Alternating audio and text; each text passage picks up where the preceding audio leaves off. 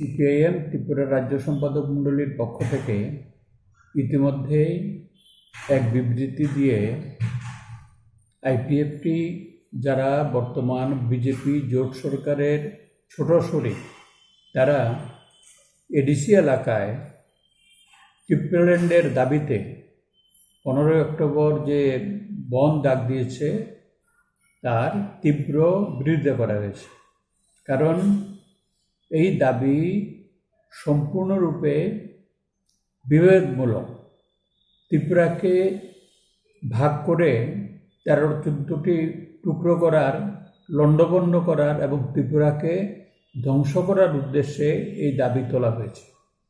ত্রিপুরায় যখন বামফ্রন্ট সরকার ছিল তখন বিজেপি কেন্দ্রীয় নেতৃত্ব এবং রাজ্য নেতৃত্ব এই ভোটের জন্য এদের এই বিভেদকামী যে স্লোগান তাকে উৎসাহিত করে এবং প্রধানমন্ত্রী নরেন্দ্র মোদীর দপ্তর এই কাজে প্রত্যক্ষভাবে যুক্ত ছিল। রাষ্ট্রমন্ত্রী জিতেন্দ্র সিংয়ের সঙ্গে বৈঠক করেই তারা বামফ্রন্ট সরকারকে হটানোর ষড়যন্ত্র, অগণতান্ত্রিকভাবে এই জাতীয় সড়ক অনির্দিষ্ট অবরোধ করেছিল, রেলপথ অনির্দিষ্ট অবরোধ করেছিল এবং তারা উপজাতি এবং বাঙালিদের মধ্যে জনগোষ্ঠীগত সংঘাত বাঁধানোর ঘৃণ্য ষড়যন্ত্র করেছিল। বামফ্রন্ট সরকার সেটা খুব ধৈর্যের সঙ্গে মোকাবেলা করেছিল, কিন্তু এরা তীব্র উগ্র উপজাতীয় উন্মাদনা সৃষ্টি করে। অন্যদিকে বিজেপি তার কেন্দ্রীয় সরকার ব্যাপকভাবে মানুষকে প্রলোভিত করে এটা মিলিত ষড়যন্ত্র করে 2018 নির্বাচনে এই বামফ্রন্ট সরকারকে তারা হটিয়েছে।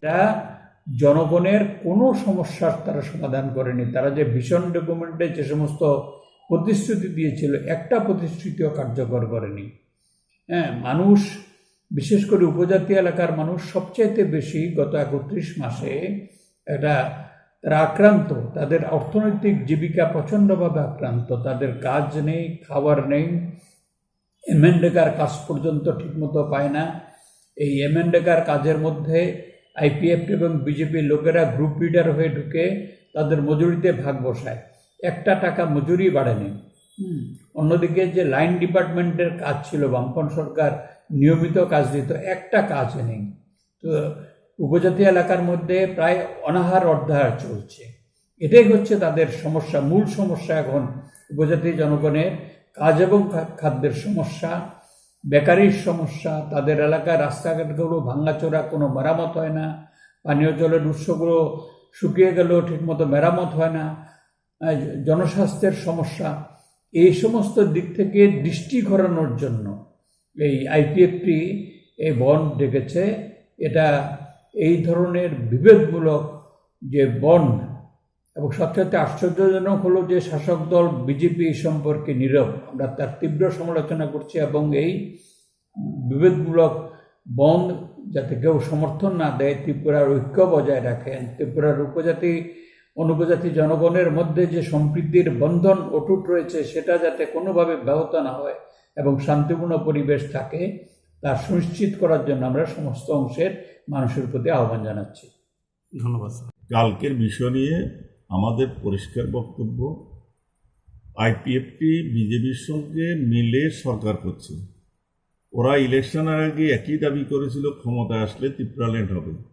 ক্ষমতায় আসার পরে ওনাদেরকে পাশে বসিয়ে, এনসি দেববর্মা সাহেবকে পাশে বসিয়ে মুখ্যমন্ত্রী প্রেসে বারবার বলছেন যে ত্রিপুরাল্যান্ড ত্রিপুরা রাজ্য হবে না, এটার কোনো যুক্তি নেই।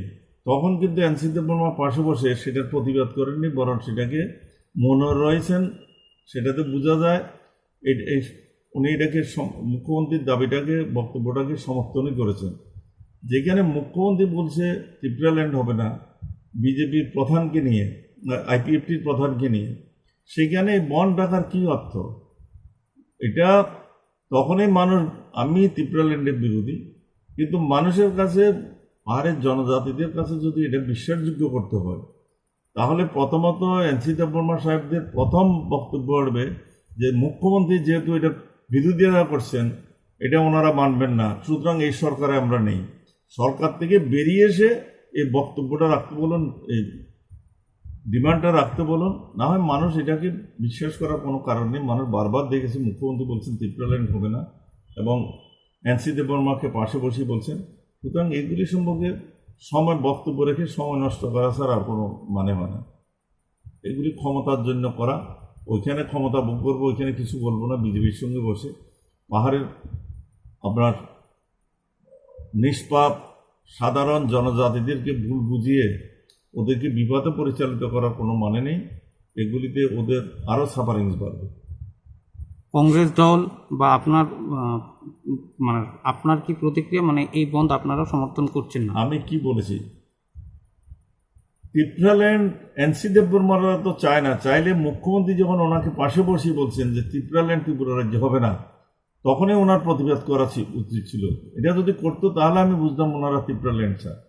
সুতরাং আমি বলছি এগুলি নাটক, এগুলি নাটক। উনি নিজেও চান না ত্রিপুরাল্যান্ড হোক। বলে মুখ্যমন্ত্রী যখন ওনাকে বসে প্রতিবাদ ত্রিপুরাল্যান্ড হবে না বলছেন প্রেসে, তখনই তো উনি প্রতিবাদ করতেন না, তাহলে আমরা সরকার থেকে বেরিয়ে যাব।